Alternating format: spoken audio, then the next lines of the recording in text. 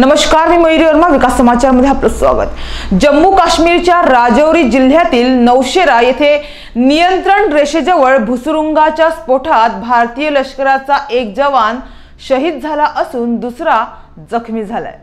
8व्या infantry brigade अंतर्गत 17व्या शीख light बटालियनची जबाबदारी असलेल्या या क्षेत्रात फॉरवर्ड डिफेन्स लाईन पासून सुमारे 300 मीटर अंतरावर आज सकाळी 10:30 वाजता ही घटना घडली.